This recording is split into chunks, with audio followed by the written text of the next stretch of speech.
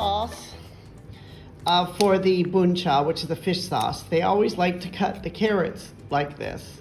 So what she's doing is she's cutting a line down them. So they've got a little bit, kind of like a little bit of a flower design. She's already peeled the carrot.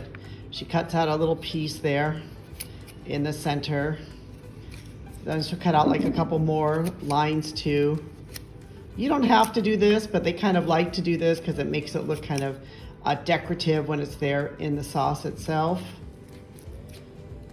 So they put carrots into the fish sauce there.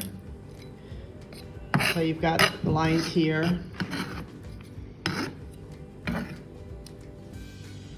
And there you've kind of got this carrot, you see, with the lines. So now if you slice it thin, you will see how it comes into this nice little tiny, like it looks like a flower. This is kind of a little bit like, cutting of fruits or vegetables or stuff to make them decorative. See, it doesn't take really that much time. And you've kind of got this nice flower here that will be in the water.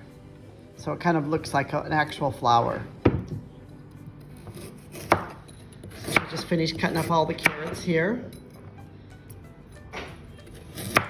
You can see how pretty that looks. Sometimes she gets down to the end where they're bigger.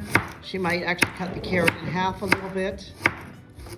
And now we're putting some salt in the water to let them, sit in the water with some salt in it. So this is just basically water, salt, and carrots. And then so the carrots will become a little bit like salted.